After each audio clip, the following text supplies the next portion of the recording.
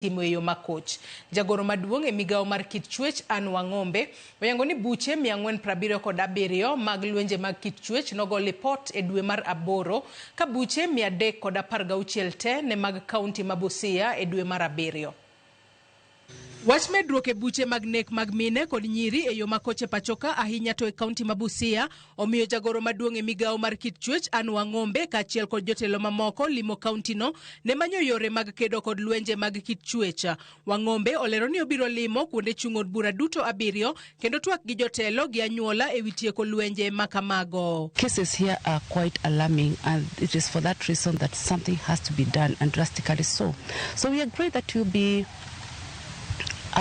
visiting the 7 sub-counties in this county and having conversations with our people, because we need to get rid of these very patriarchal attitudes that lead to gender-based violence. Wang'ombe bende wacho ni aput mar jokanyo 42 mane ochuo kod jatend piny William Ruto mondo non wach nek mar nyiri kod mine e pachoka osetieko nonro margi kendo gichiegni pedho lipodgi ayanga. The recommendations therein, once they are implemented, I'm confident that there is going to be a difference. The government of Kenya has got very robust laws and policies, and some of them are being reviewed, for example the Sexual Offences Act, so that certain areas can also be captured, as well as the very emerging issues like technology facilitated GBV. Jagoro maduong' e migao mar chenro mag dongruok mag sirikal Boniface Makoha ma bende ne oteno Wang'ombe otelo ni weche mag lwenje mag kit chwech mulo nyaka jomachuo kokwayo jomachuo mondo bede ong'ala manyime e kedo gi lwenjego kaka chung' od bura ma Nambale ema otelo kod kwan mamalo mar lwenje mag kit chwech e kaunti ma Busia. Gender-based violence, it's not only a business for women. It should be a business for all of us. And if men in this county, which is my home county, do not come and step forward to help fight gender-based violence, then we will not be able to make any achievement. Jod bura mag counties mopogore opogore bende omedo duon gi e wachno ka giyango ni owinjo lok chike mag kedo gi lwenje mag kit chwech mondo achich mar nek kik we thuolo kod rambun nyaka tiek winj bura e doho. Some cases should not be bailable, because you cannot apparently bail someone who is suspected for murder. Those are the laws that we want to review as members of the National Assembly and make sure that whoever is been a suspect of murder should stay in and not let out until that case is been determined. Bende gidwaro ni wach nek mar mine gi nyiri e pachoka oyang kaka midhiero mondo manyi yore mag tieko chuth nek makamago kendo yang ni to en ang'o manyalo bedo ni kelo medruok e nek makoch go. Do we know why our women are being murdered? Do we need to understand so that we can actually be able to then put in corrective measures? If we don't know why people are killing their spouses, we don't have an answer on how to go and stop it. Kaluwore kod jaod bura ma kaunti ma Siaya Christine Mbaka, buche mayande ochuol machiegni gin ringre mine mane onegi kendo yud ringre gi e udi kama gidake ka ringre moko ne owiti ka thoth mine inego tok gwandruok e udi. When you look at the cases that we have come across, especially femicide, there's always rape than murder. And I'm calling for working together as a team. Families must agree that each one of them must be protected. A father must protect a mother. The idea of a father killing a mother and children and then killing himself is madness. Piny owacho oyango ni gisani okumba mar SHA biro chulo omenda ma ok kal 500,000 ne thieth e pinje maoko. Migao mar thieth oyango lai manyien ma oganda ma pachokae machano yudo thieth kowuok e pinje maoko biro luwo e bwo okumba mar thieth mar SHA. Jatend migao mar thieth Aden Duale bende onyiso board mar SHA mondo olos oraka kendo otudre kod ute thieth manitiere pinje maoko mabiro thiedho tuoche 36 ma ok thiedhi e pachokae. Sharon Ong'ao gi ler mathoth. E oboke mane orne ute fwambo, jatend migao mar thieth Aden Duale oyango ni dwaro mar chulo omenda mar thieth mok kal Sh500,000 ne thieth e pinje maoko en chenro manyien mibiro lugi jotuo mantiere e bwo okumba mar SHA. Kaluwore kod migao no, mana kit thieth moyangi e gazet ma pachoka ema biro yudo chudo e bwo okumba mar thieth mar SHA. Kaluwore kod chike manyien go, mana ute thieth moyangi e pinjegi kendo opuodhi kod duol mowinjore e pachoka emibiro yiene jotuo dhiye. Ute thieth makamago bende nyaka bed kod tudruok kod ute thieth e pacho ka, mabiro nyalo luwo chal mar jatuo koseduogo e pacho ka. Moko kuom thieth ma ng'ato nyalo dhi yudo oko oting'o yudo chuny manyien, yudo ondhudho manyien, nyithindo madwaro nyarogno manyien e kind thieth mamoko. Jatend migawo mar thieth Aden Duale owacho ni ma otimo mondo one ni Jo-Kenya oyudo thieth mar reso ngimagi mok ginyal yudo e pacho ka. Sharon Ong'ao, Ramogi TV. Jatend piny William Ruto koro wacho ni siasa mag dhoudi osedeko ahinya dongruok mar gwenge pachoka kendo nyaka koro piny Kenya many yore mag goyo okanga. Ma owacho e kinde ma oyuoro e nyasi mar alama e gweng' ma Mitamboni, kaunti ma Machakos. Jafwambo marwa Efi Nyakidi nigi ler. En nyasi mane okelo kanyakla jotend din mar kanisa kachiel kod josiasa mopogore opogore. Nyasi ma bende jatend piny William Ruto nochako ayanga chenro madhi nyime gi gedo maka tiegruok mar Eastern Kenya Integrated mayudore e gwenge ma Mitamboni, kaunti ma Machakos. E kinde nyasi no, jatend piny William Ruto owuok mager kowacho ni donjruok ma josiasa kod siasa mag dhoudi e moko kuom gigo mosethiro dongruok mar gwenge kendo nyaka koro ji duto tikanyachiel maneno ni Kenya ogoyo okang' kaka owinjore. Tunasumbuliwa na ukabila kidogo kidogo na viongozi wa maoni ndogo ndogo. And I have said this, we have for far too long we have made peace with mediocrity and the average.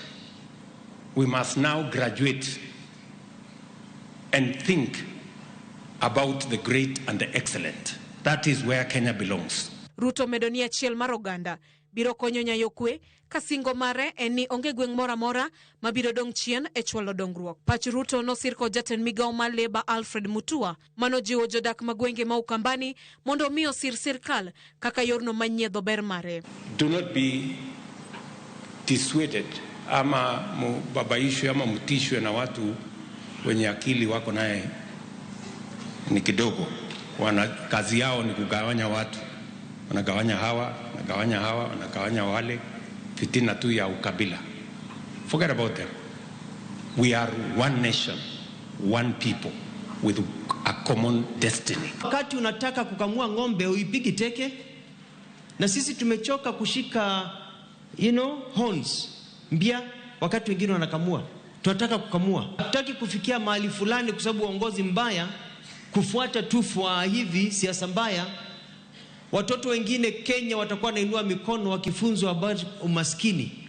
Teacher yuko hapo, teacher anasema poverty, types of poverty, umaskini. Mtoto anainua mkono anauliza teacher what is poverty? Anaingizwa basi aletwe Ukambani kuja kuona umaskini. Sekta mar somo mabende osekwa koda chiedhnade kaka rem chwalo omenda masiro somo e kinde mowinjore. Bende Ruto chiwe pache kowacho ni telo mare nigi ler ewi kaka lai mar somo mar CBE owinjore bed katiyo kendo piny Kenya ok nyal timo rochruok e sekta no mar ni somo e gino maketo kidienje duto mag oganda bedo marom. Elimu inatupatia usawa, inafanya mtoto wa tajiri na maskini wawe sawa, na ndio sababu mimi niliwaeleza wa Kenya ya kwamba hatuwezi kufanya makosa kwa mambo ya elimu, kwa sababu tukifanya makosa kwa mambo ya elimu tutaelekea mahali ambapo si pazuri. Osingo maneno ni sekta mar somo ochwal ne omenda moromo mar chiwo yot e chwalo chenro mag somo e skunde. Efi Nyakidi, Ramogi TV. Jatend duond bura mar Wiper Kalonzo Musyoka oseyo jatend piny William Ruto kuom chuto dhoga jotend ute lamo mawuok oganda Jowakamba mondo tem yuaye oriwre gi piny owacho. Kalonzo wacho ni Ruto ne ochuno jodolo mag oganda Jowakamba mondo dhie kar jot maduong' mar jatend piny Nairobi mar temo sundogi mondo gisire lwedo. Kaka jafwambo marwa mar siasa Chris Owino leronwa, Kalonzo kod jotelo maketo sirikal tesre wacho ni kar jot mar jatend piny sani olokre kar chiwa soya. Seyo ne jatend piny William Ruto ewi romo kod jopiny mopogore opogore e kar jot mar State House dhi nyime kod chwe ka koth. Jatend duond bura mar Wiper Kalonzo Musyoka kod josiasa maketo sirikal tesre oseyo William Ruto kuom loko State House alap mar mit bilie kendo duoko piny nyadhi mare. Don't fall into that trap ya William Ruto ya kuwatumia maaskofu wakubwa wa kutoka eneo hili wapatie mahelikopta wazunguke nayo kila mahali, waende State House, wakae na yeye kando pale, waambiwe nendeni mkaconvince Kalonzo Musyoka ajiunge na yeye, wasiharibu wakati wao. Na wachunge heshima, hao maaskofu wachunge heshima kwanza ya waumini wao, na tena heshima ya jamii. Na lazima tumalize hii siasa ya handouts na bribes. What we want is to do what is right for this country and to transform our country. Kalonzo wacho ni Ruto ne oromo kod jodolo mag oganda jo Wakamba e State House kendo miyogi omenda mar mondo gichune mondo oriwre kod sirikal mar broad based. Na those bishops wanapatiwa program na sasa tufuate State House kwenda ongea na Kalonzo ajiunge na mimi. Yaani wao watu wangapi wataamua kutajirika wakitumia jina ya mtu mmoja kama mimi tu, mtoto wa Sekuru. Ukamar Kalonzo kod josiasa maketo sirikal tesre odhi nyime kod rodho William Ruto ewi mano magiwacho ni sirikal mare osechungo chenro mag dongruok mane ochak kod sirikal mokalo e gwenge mag Ukambani. Kwanza sisi ni Kibaki na mimi tulianzisha. Ni kweli si kweli? Vake Dam, Kibaki na Uhuru akafuatilia Vake Dam. Vake Dam is a very important regional project. Amekanyagia break Senator Maanzo ndio maneno. So ni lazima tumwambie Ruto bana, wacha kuandaa wananchi wa Kenya. Kweth mar Kalonzo kod Gachagua osingo mar riwore nyaka giko kendo tero dala William Ruto e yiero maduong' mabiro. Anasema hii mtu tulikuwa naye hawezi kusaidia. Ruto about to help you to change the people of Kenya. Mimi sina capacity ya kusaidia ubora mali ya Kenya. This country is bigger than all of us and we must accept mtu anaitwa Ruto lazima aende nyumbani. Jotelo ne loso e kaunti ma Machakos e kinde nyasi mar sidho jadolo mar kanisa mar Calvary Christian Tabernacle. Chris Owino, Ramogi TV.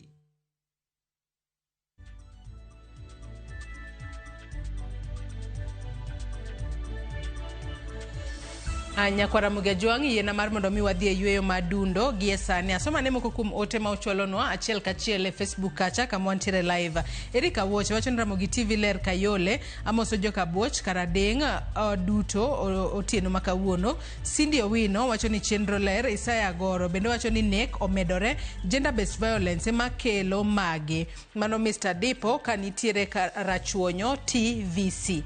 Nyakwara Mugejuang wakao mana yweyo madundo gisani ka waduogo tabo bedo ka duogo kod chenro mar mine wacho ka otino makawuono obedo ka watwa kotudore koda okenge minyalo go e tieko chutha lwenje mag kit chwech kik idhi mabor.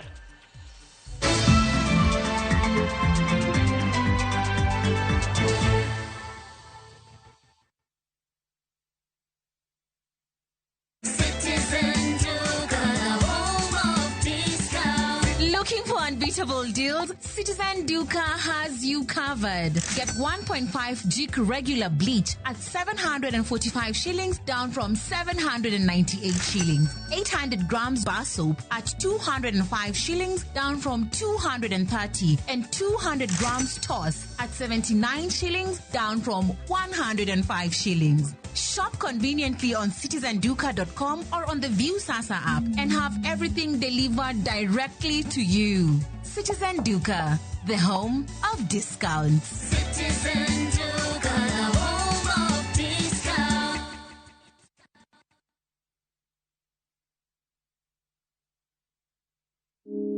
Kansa osedoko tuo manyaka wapuonji gi duol maduong'. Riwri kodwa e penj laktar chieng' tich ariyo tarik 23 kosir kod Glenmark. Dr. Dedan Opondo biro bedo kodwa ka opuonjo kendo lero ni matut ewi tuo kansa mar duong' chuo. Penj laktar gi Ruth Otieno saa 12 odhiambo. Kik bai.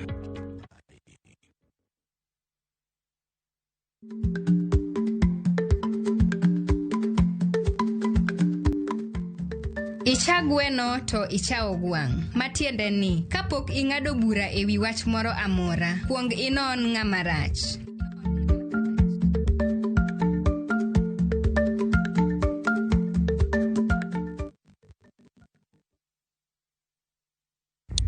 Saa zingine mambo kupata bila plan. Gas ndio imeisha, landlord akuache upumue, mtoto ni mgonjwa na bado ni mid-month. Usijibox kwa noma.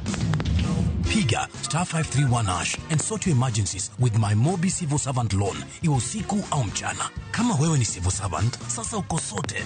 Dial *531# and get up to 20,000 shillings and pay from your next payslip. No paperwork, no guarantors, no drama. Ni wewe tu na simu yako. Register now and see your limit in seconds. Built for Kenyan civil servants. My Mobi. Iko sorted.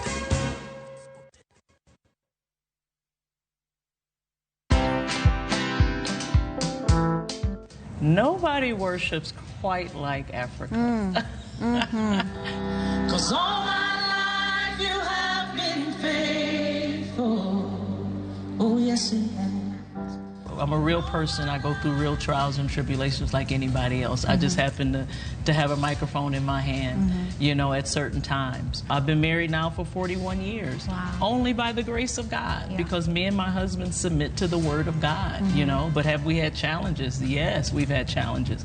Watch this exclusive CeCe Winans interview only on Citizen Digital. Download the Citizen Digital app or visit www.citizen.digital and find the Citizen Originals portal. Kenya's #1 app, Citizen Digital. Introducing Wigo, your trusted ride. The ride with the most reliable, verified, efficient and transparent drivers. With fabulous cashback incentives for passengers, each trip on Wigo feels like an upgrade. Download Wigo from Play Store or App Store or SMS Wigo to 20425 and ride with confidence. Wigo, let's go.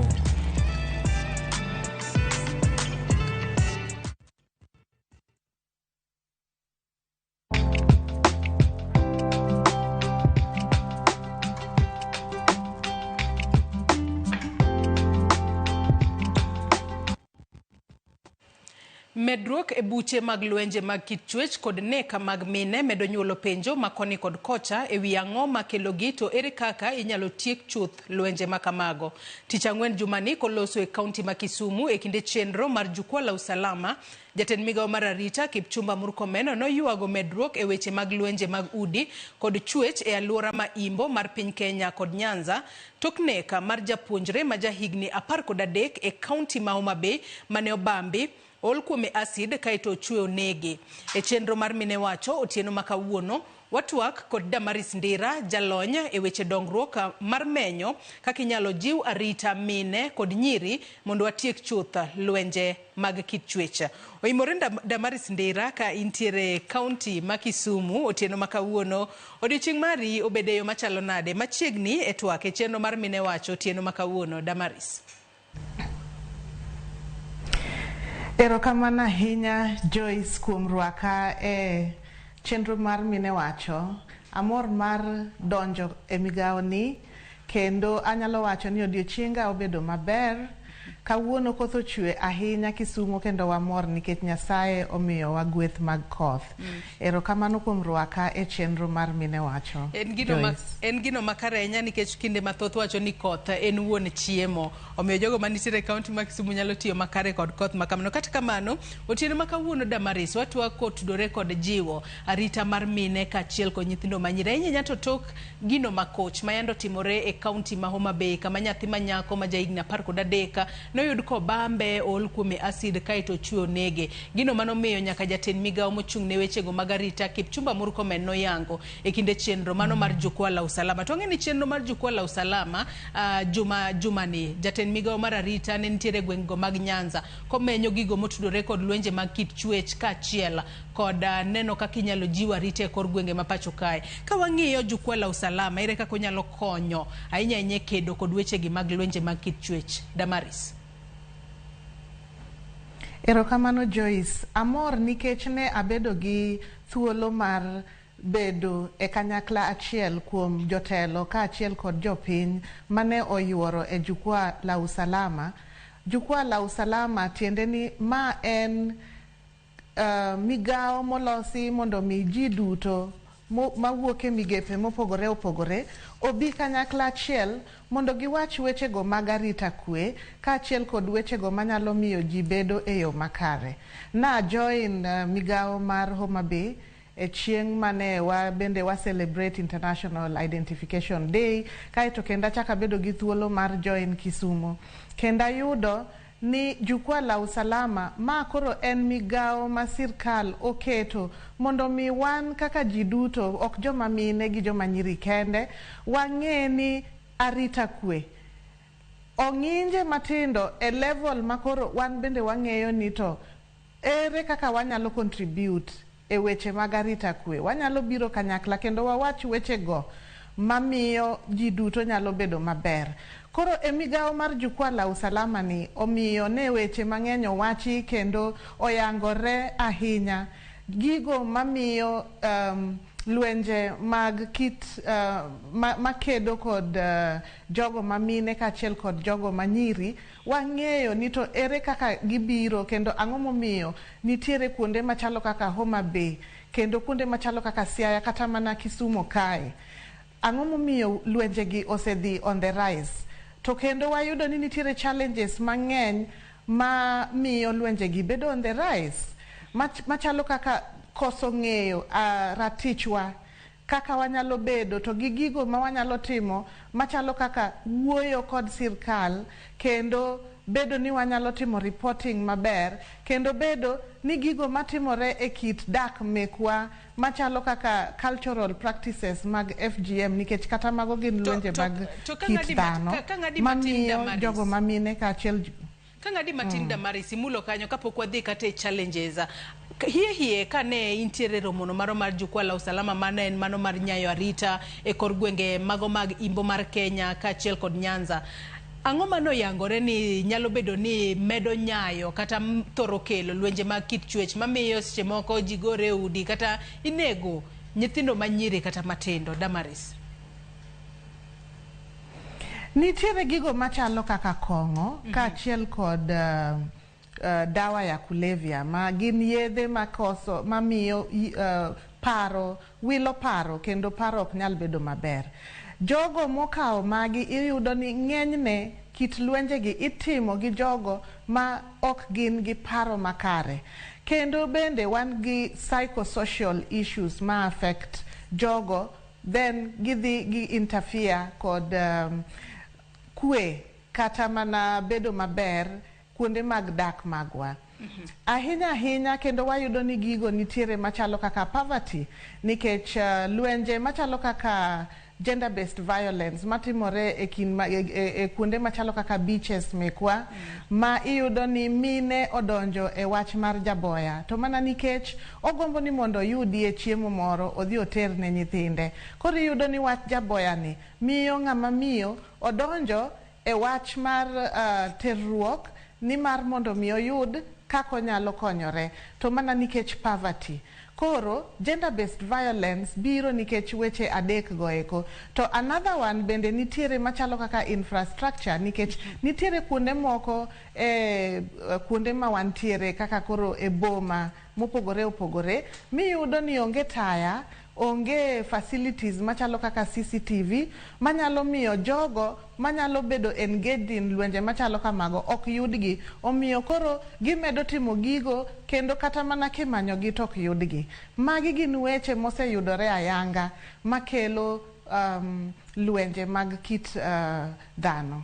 Erokamano Joyce. Iwacho kanyo makare ahinya Damaris kendo ilero gigo manyalo bedo ni kelo lwenje makamagi. To maduong' mogik en ni ere kaka wanyalo tieko lwenje makama, okenge mage ma anyuola obed skunde obed kata families kata familia nyalo kawo mar mondo mi wakeda kod lwenje mag kit chwech masani koro osemedore ahinya. Kiwacho ni e gwenge mag Nyanza nationally lwenje mag kit chwech prevalence rate en 32%, to kwang'iyo gwenge mag Nyanza en 36%, matinde ni en malo ahinya. Ere kaka communities, familia kata skunde nyalo nywako lwedo e kedo kod lwenje makamagi? Damaris. Aneno ni nitiere weche adek madongo minyalo tim mondo mi wabed gi konyruok kendo waket kikomo e lwenje mag kit dhano. Achiel kuomgi en education.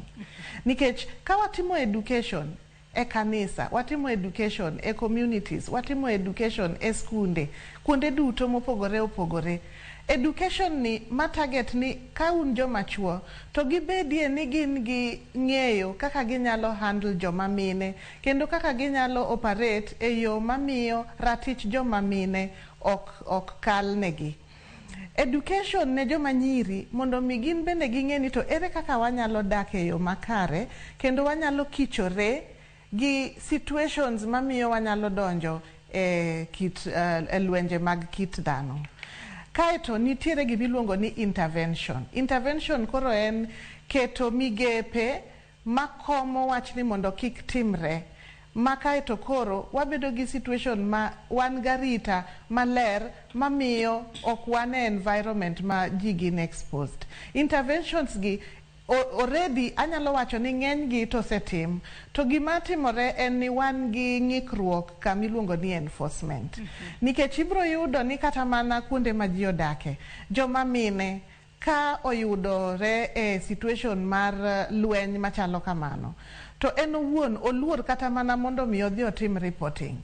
To kendo iyudo ni joma nyiri bende kodhi oywak ni yawa an nabedo e chandruok machalo kama, to samoro igaya ni mar kiko wachno nikech ka jomoko winjo to ibro wach ni nyathi ng'ane kata wach makama notim gi jatelo makama bro kelo wach maduong'. Koro nyaka wabeduru ni wanyalo bedo part and parcel of kelo enforcement wan wawegi. To ere kaka wanyalo timo ma? Wabedo kaachiel e baraza gi jogo ma piny owacho oseketo ni gine ma gichung' ne weche mag arita kwe. Kendo wabedo ni ka oluong weche machalo kaka baraza kata mana jukwaa la usalama, to wachopo kanyo kendo wabedo kendo waparticipate mondo mi wan bende wang'e okenge moseketi kendo wang'e ratichwa kendo wang'e situation mar security mantiere e alwora mekwa. Mar ariyo kata mar adek, migepe ma onego bed ni waketo chalo kaka campaigns mag kelo kit dongruok e yo mar arita, ma kaeto koro miyo ji duto te ng'eyo ni to ere kaka function mar ng'ato ka ng'ato e wach mar arita kweni en mane. Ma miyo kata mana kampuni ma opogore mani kuonde ma watie kata kuonde ma wadake bedo involved kendo gi contribute towards that, to wan bende wa feel part and parcel of those programs. Erokamano Joyce. To Damaris, bende itemo lieko kanyo ni kuonde moko ma wanyalo wacho ni nitiere kata lwenje mago mag kit chwecha ahinya to alwora mar nikech kwa lose e gwengego mago mag Nyanza gwengego mag Nyanza wang'e ni thoth counties magwa mago mayudore gwengego mag Nyanza nitiere e dho wedhe matende ne dho wedhe kanyo nitiere chenro mag lupo mabende dhi mbele. Ere kaka joma mine kata nyithindo manyiri matindo ahinya to mago nitiere alwora mago mag Nyanza kata modak e dho wedhe gina chid nade mage maseche moko gikale, to ere kaka inyalo konygi ahinya to e kedo kod lwenje mag kit chwecha maseche moko thoro yudore ahinya to e dho wedhe magwa? Damaris. E dho wedhe magwa, erokamano Joyce, kendo imulo wach maduong' ahinya nikech wach mar jaboya kata mana wach mar jo mamine kaachiel kod joma nyiri manitiere e dho wedhe mag nam Lolwe, nikech magi dho wedhe ma chakore Migori gibiro Homa Bay nyaka Kisumu kaachiel kod Siaya, around the lake region. Wadwaro ni mondo koro waket a lot of women empowerment, nikech ka watimo empowerment mar girls and women, mokwongo empowerment mar girls onego bed ni nyako ka nyako motimo penje klas 8 wa make sure ni watiyo gi chife kaachiel kod jonyuol oriwore kaachiel kod elders ni nyathi ka nyathi motimo penj odonje migawo ma next ka notimo klas 8 odonje form 1. Watemuru matek mondo nyithindo manyiri kik wuog oko mar sikunde. Empowerment no miyo nyithindo gi gibedo gi tiegruok e yo makare, kendo gibedo gi lony, kendo pachgi jiwore, kendo gibedo ni gionge gi time magi waste kato gibedo exposed e weche machalo kaka kuonde dhi lupo, ka koro pot gibedo kata mana adults. Mar ariyo, joma mine manie dho wedhegi, watemo matek mondo mi watim empowerment. Useneno kata mana programs moko madhi mbele, women empowerment program for example, osetiyo tich maduong' ahinya ka giwuothe dho wedhe ka dho wedhe, chakore Siaya, Kisumu, Homa Bay, Migori, mondo mi gi empower joma minegi. Gimiyo gi nyaka tools ma nyalo bedo ni ema gichando, mamono gi mondo mi gitim tich e yo makare. Gimiyo gi tiegruok mag ng'eyo ni to ohandi ni ere kaka inyalo time e yo mamiyo iyudo returns. Ka itimiyo gi tiegruok mar bedo gi self-confidence and self-awareness, kaito koro gibedo ni gin jogo mong'eyo kaka ginyalo bedo gi ritruok e yo makare. To tiegruok ni bende waneno ni kik wawe joma chuo gi joma yawuoyi oko, nikech tiegruogni ka omiye joma chuo, to joma chuo bende ng'eyo ni to ere kaka anyalo bedo kaka I take care of my own people, kata mana en owuon, ere kaka onyalo bedo ng'ano ma nigi the right skills and the right behavior. Behavior change en wach makoro nyaka mi wawuoye e yo matut kendo e yo malong'o, mondo mi ji obed gi dwaro mar timo gigo mana mabeyo, kendo ji obed gi dwaro mar ng'iyo ni to ratiro mar ng'ama miyo en mane, ratiro mar ng'ama nyako en mane, to an ere kaka anyalo bedo ni amiyo joma miyo gi joma mine dak e yo mar kwe kendo e yo magine safe. Koro empowerment en wach maduong' ahinya, kendo waneno ni empowerment ni include nyaka ng'eyo ni to ka wach moro timore, reporting system chal nade, ere ng'ano ma en the right person monengo mi wachni. Kech kata mana data wacho ni kidhi e court, to the number of court cases ok romre gi the number of incidents motimore kuonde ma wadake. For example, girls defilement ma en wach makoro sani osebedo wach maduong' ahinya, kata mana rape cases, the number of the cases matimore kuonde ma e aluora kuonde ma ji odake ok romre gi the number of cases moter e court kendo mar mondo mi ochad jogo. En nikech ang'o? Nikech weche gi gilal e diere ka. To mana nikech empowerment pok watime yo maber mondo mi ji duto ng'e kaka ginyalo bedo gitimo reporting kendo gitimo follow up kendo justice bedo taken. But mogik en ni financial empowerment is a very important thing, kendo joma mine onego ng'e ni ere kaka wach mar bedo ni inyalo tiyo kendo iyudo pesa ni e yo makare, kendo pesa ni inyalo kete mondo nyuolre makata ka koro kinyo kinyal dhi e dho wath, to pesa ni ene migawo moro ma onyuolore kata okidoki manyo rech.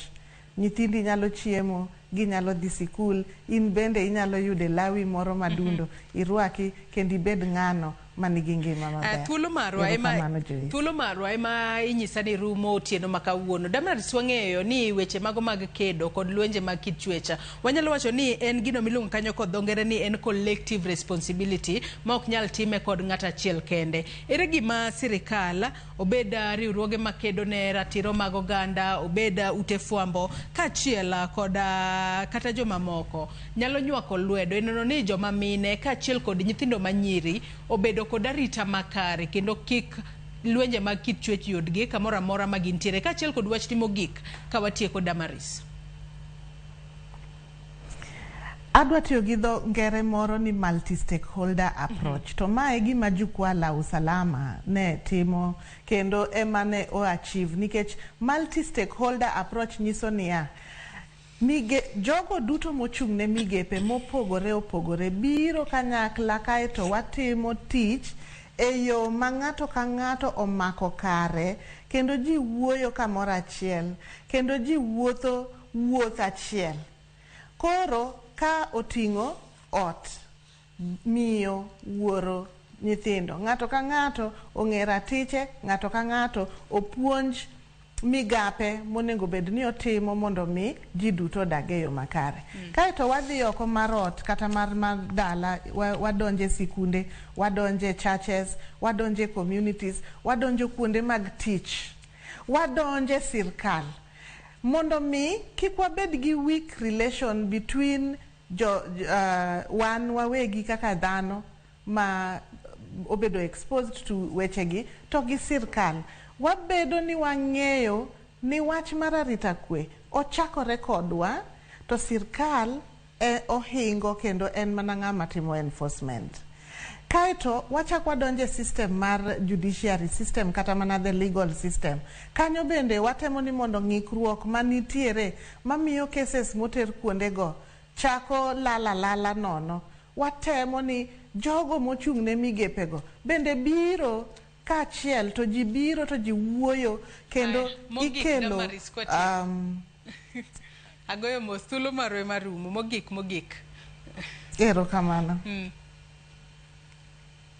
Wach ni mogik ka watieko. Anyalo wacho niya, arita mari mar kwe chakore kodi.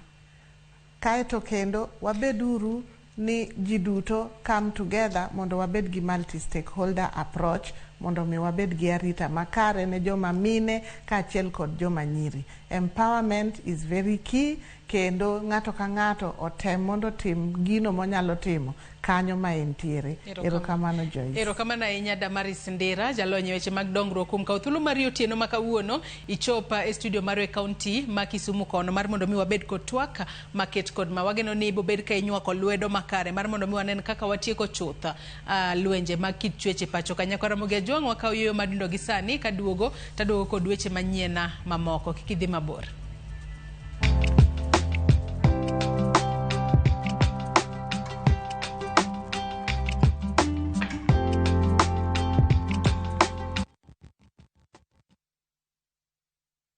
When the crowds are gone, Diani feels like it's yours alone.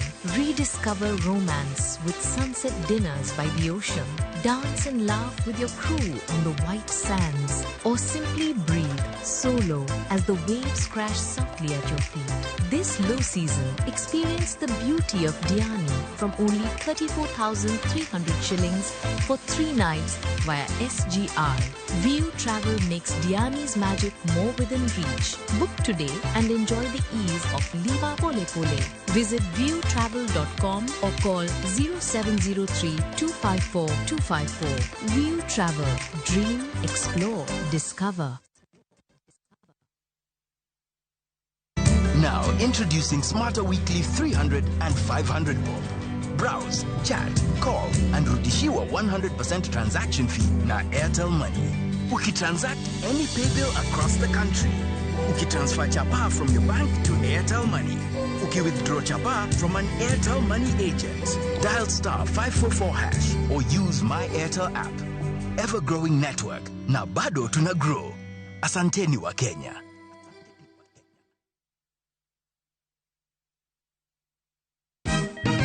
Siku njema huonekana asubuhi. Kabisa Anuari. Amangana gao. Seti him. Chamige. We museo. Kenya nzima tunasema jambo Kenya.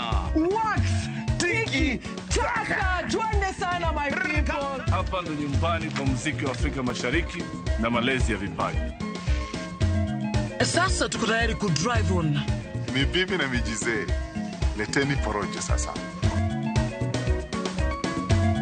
Kwa habari za kuaminika kutoka kila pembe ya nchi. Are you ready?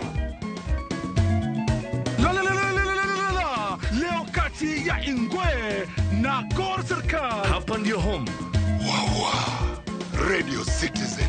Radio number 1. Radio number 1.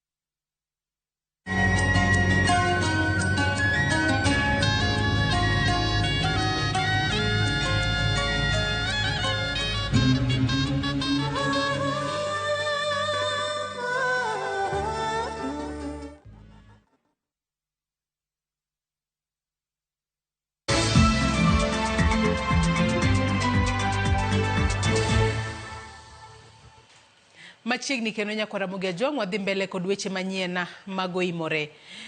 Bende ing'eyo ni nitiere mier moko e kaunti ma Migori ma ji odak kod chiaye e udi kendo korka nindo otenore kod kund dhok. Mani kaluwore kod kuo mar jamni e yor ang'enge ma jokuo jamni lodho godo mana dhok e udi kendo chwe nego ji e kinde kuo mag dhok. Embaka makama jafwambo marwa Walter Nyambaga menyonwa midhiero ma jodak e kaunti ma Migori kaloe kaluwore kod nek mar miyo kod chuore e odgi kendo weyo nyathigi ma jadweche 2. E sigana ni obilo mbaka kod moko kuom joka mane oweyo kuo jamni kendo olokore obedo ji makare e gweng'.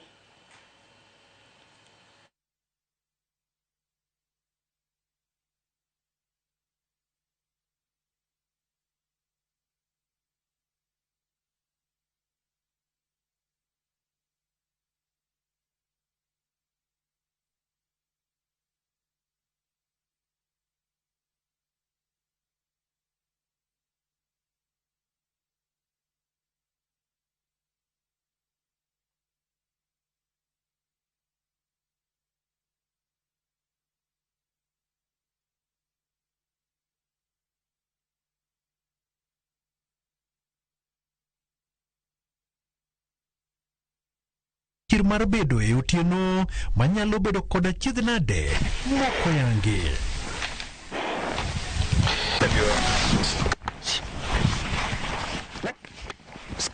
Jamni monywando nyaka rombe e kod dhok e daro e dipo e kendo ikogi ot kaka yor tony kodgi kik kwalgi.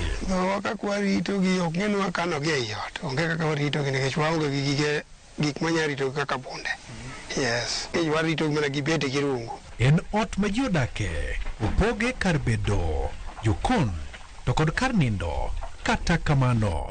E chumba machielo en kar dhok. Chon ne wanindo mana gi dhok oko, to ne giketo ni koro sani gine gikwalo wasaidi.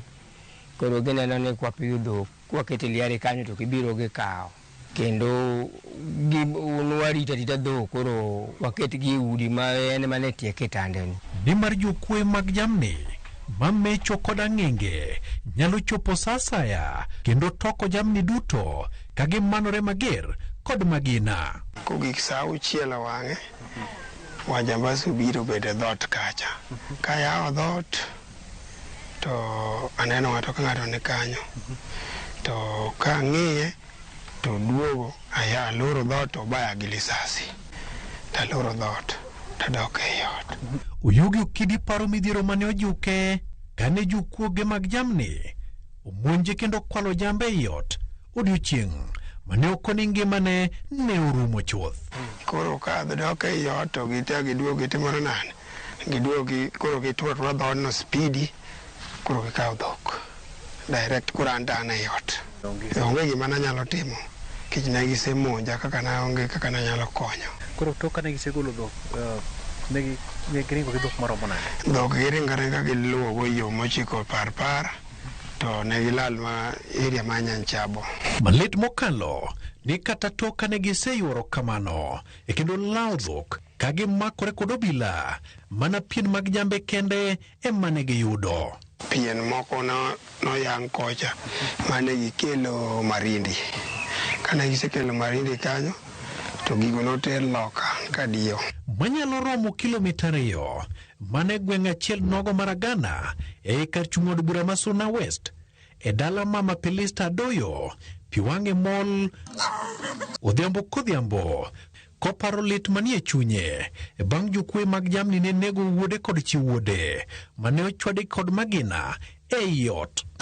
Jokugegi ne gibiro ka be kata dhok gineno ka gigoyo dhod mayie mane gigoyo to gidonjo to gisogo gigolo mayie gi bunde to gigo chigi gi bunde to giwuok gidhi. To winjo ka guko gwe oko, koro ka gugwe oko ka chungo mondo ang'i oko to already ne gisedonjo gimenyo dala kamoro amora. Nokawo thuolo moko to awinjo ka dhot omuoch, koro ka dhot omuoch to awinjo gi mana ka gisedonjo e ot ka giromo wadwa.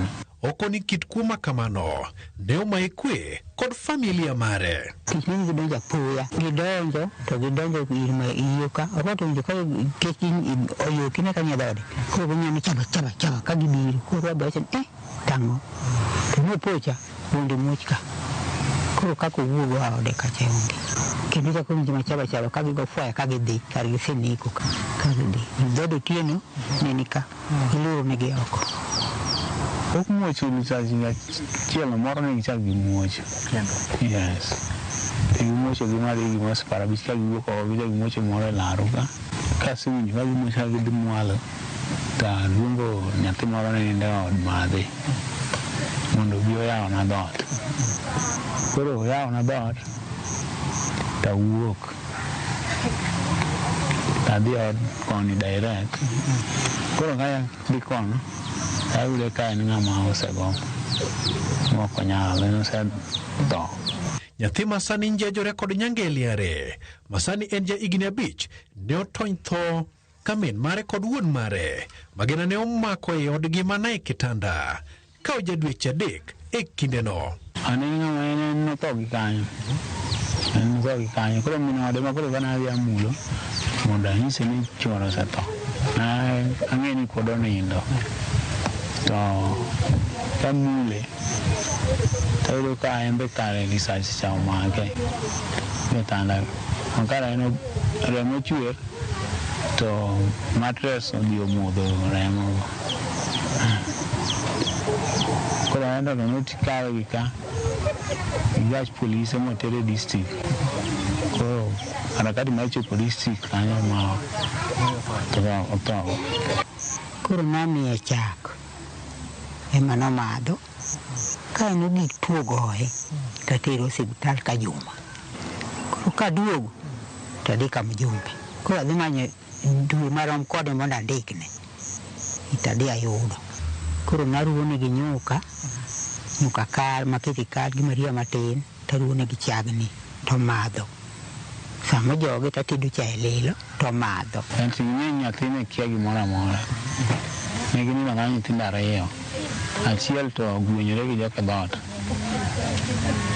modong' mane tin en jadwe achiel gi juma achiel en pod omoko tuno dhoth nyaka sani to kia ong'eyo ni wan e jonyuolne. Bang' yudo muya mar ni nitiere bungu moko ma kosekwal jamni go to iringo kendo ipandogie, wachako wuoth mar chako nono matut kama bungu no nitiere, duong' mare momiyo dhogo nyaka pand mana kuno. Walauga nyaka korgi kono to Kuria kono magikal magidhi Tanzania kendo gibiro nyaka gi bunde ei Kerege, Nairobi ndugu. Gifwenyo ndachwa kendo gilal miro kapok piny oru. Kata kamano wayudo thuolo mar loso kod jal moro mane nie dier kuo jamni. Kata kamano gisani olokore kendo omiyowa picha mar kaka ne gitimo kuo mag jamni mbaka manyaka wapandie mana nonro mare. Kapiraj dhok dhi chwere kuom ndalo de kuom kabisa maber mokwanende nene nyalo nena nena mapiny ro kirito mwandugi dhok de dhi mabor nitiere nyaka tarime kuchoge bende nitie bungu moro kanyo maduong' kabisa mane dhi pane dhok kanyo mane wadwagore dhok. Kata wadayo dhoge e bungu kamano watang' kendo yawo chunye mar miyowa kuku wach. An gima ng'eyo ni ajadiri weche magonyo mokatimra nade ok adwar. Ne nitie kijana moro ka norach nogola ka chieng' moro gi rieko nodhi sero nyako mwalo piny mar Kadem. Kana yudo tich manyien tiyo nyiri ne jakuo koro nodwarwa ka kuo ni nadagi makone ni kama gini kela to kare tek mana wacho wechego embele ji galamoro akono ni an ura kuna neno katimo gik machalo kama to ng'ato kinyal wuonda nwadhi sero nyako to tera gima rach nadagi mana puodhore e nyim sirikal mapuodhora mabedo ng'ama ler nyaka kawuono rugi osetiyo kama ng'eny. E temo marwa mar yudo duond piny owacho e wi okang' magisekawo e wach kuo jamni madhi nyime Migori ne olwari e Luanda. Walter Nyambaga, Ramogi TV.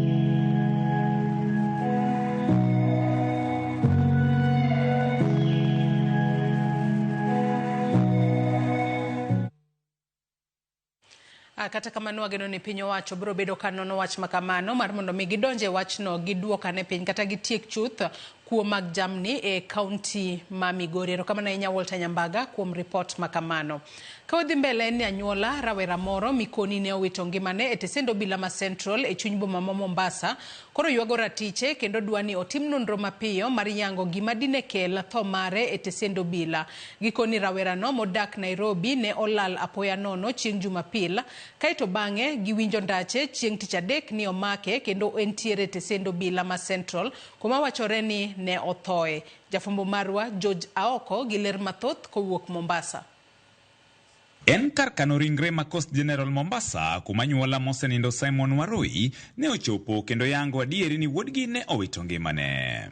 Anyuola no modak e boma ma Nairobi koni wuodgi no ne olalnegi apoya nono chieng' Jumapil kendo gisebedo ka gimanye eka ne giyudo ripot ndalo 4 bang'e ni ogeng'ne e tesend obila ma Central Mombasa. Tulifika tulienda pale Central Mombasa Police na tukasema tunataka kuona one of my brother ambaye alikuwa amepotea amepatikana hapa, na tukasikia amepelekwa huko polisi. Tuliambiwa kwamba hiyo usiku hatuwezi muona, kwanza tuende tupumzike, asubuhi tumuone. Okoni ne gimondo kiny mar dhinene kendo dwaro yango gima ne omiyo make, to kata kamano wach mana giyudo ne obwogogi. DCI wakatuchukua wakatupeleka pale Central Police, na kufika pale tukaonyeshwa ambavyo Simon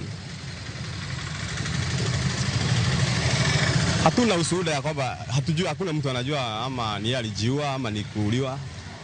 Hatuna evidence. And we are asking ourselves, we just want to know what happened to Simon so that we can get a closure to this. If you are able to get answers from whoever was involved, then we can seek justice for Simon. This is another case that is related to the issue of people dying in police stations.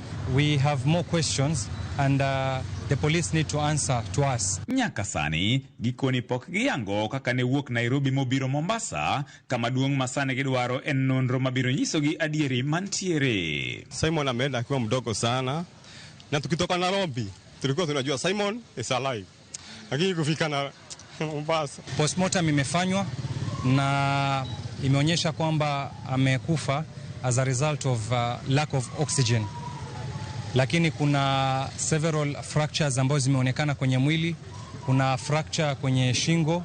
There is a fracture on the hand that was found broken. En wach mabendo sema lich mokalo gi jogo makedo na tich oganda makoni penjo magin godo ewi tho rawera ni thoth maloyo duoko. This guy lives in Nairobi. He has a wife and a kid. Ni kitu gani kilimpelekea yeye kuja Mombasa? Jambo la pili, yeye kuja Mombasa, kwa nini awekwe ndani ya cell? Aliwekwa polisi kwa makosa gani? Jambo la tatu ambalo sisi tuko na maswali ni huyu mtu wakati alipokuwa, wao manake wanasema kuwa alijaribu kupanda ukuta, akaanguka akafariki. Kulingana na akili ya kibinadamu, hilo ni jambo ambalo haliingia akilini. What is the status of the wall? And also, where was the police manning the station when this guy alijaribu kupanda wall? Walikuwa wapi? Nyaka gie sani obila pokochiwo report mora motenore gi tho rawerano. We want the OCS to open up the CCTVs to us so that we see when Simon Warui came to Central Police Mombasa, what was his state? Was he brought? Who brought Simon? And maybe what charges or on what basis did they book him at Central Police Mombasa? George Aoko, Ramogi TV, Mombasa. Riwruok mar Resto Africa ka otenore kod kaunti ma Migori ochako chenro mar reso lope mane ipuro chon to sani osekethore kendo medo kethore e gweng'a mag Nyatike. Chenro ni bende geto jiwo pur mag kothe manyalo timo maber e kindegi malokruok mar kor lwasi osethiro chenro mag pur. Jafumbo marwa George Juma nigi ler mathoth.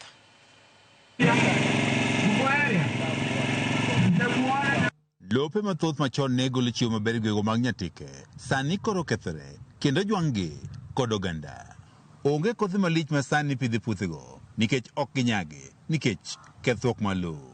Kata kamano, bwo chenro mar reso lopegi ma itimo kod riwruogno mong'ere kaka Restore Africa, kawo tende kod piny owacho mag kaunti ma Migori geno duogo ne jopur mane jong'o lopegi ni onge kod nyalo moro amora mar golo chiemo. We are targeting to restore degraded lands and enhance livelihoods in those lands. They have space that is, we can say, empty because they are degraded actually. So we want to restore these landscapes to ensure that they are back to their productive self that they used to enjoy many years ago. Koro kwayo ma wan godo maduong' manyalo koyo county government koriwore gi jo Restore Africa gikonywa gi tanks, generators, pipes mondo wanyalo goyo godo pi kuonde ma pi onge. Bedo ni waywago challenges mag floods, to mano kare nyalo nyiso ni kwa pidho yiende machalo kaka grafted mango, popo kaachiel gi waneno ka nyaka avocado nika, mago gik manyalo keto lowo bedo moridore. Keni do yimote riwruogno mar Africa Harvest wach ni bwo chenro ni mar reso lope jiwo pur kod mamoko gigeto jopur maromo 14,000 e sabkono ma Nyatike. So we are providing trainings on how to produce trees, to plant and nurture trees to maturity. As a program, we are also distributing seedlings. Restore Africa be osemiyogi okang' osepuonjogi okenge mang'eny kaka inyalo pidhgi, kaka inyalo ritgi, kendo kaka inyalo kagi matergi e chiro. Moko kuom kothe ma isiro jopur mondo koro pidhi e bwo chenro ni gin moting'o olembe ma oting'o maembe mochom kata grafted mango, bell kod mamoko.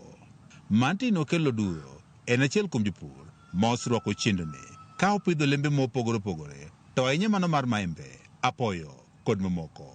Kod puodho maduong' moting'o mawembe 200 gin mawembe mochom makipuro to kawo mana ndalo moko matin kaka higni 2 to achako chiemo. Duro sani kwano nweng'o maduong' kawo kuom olembe mopidhe puothe ma yande ne osejwang'o ni ok nyal nyago olemo moro amora.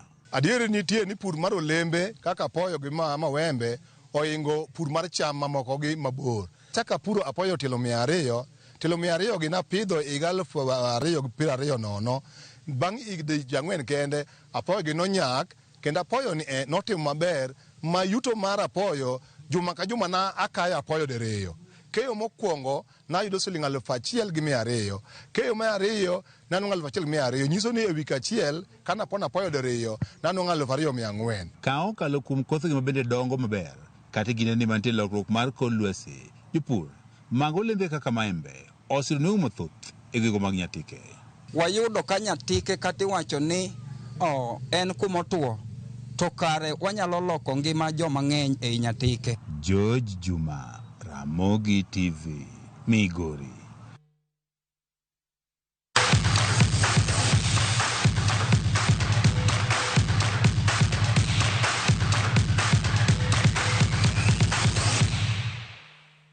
E weche mag tuke en ni gonde ariyo kowuok kuom jatugo Ryan Gravenberch gi Hugo e Kitike omiyo Liverpool loch mar gonde 2-1 e kindgi gi klab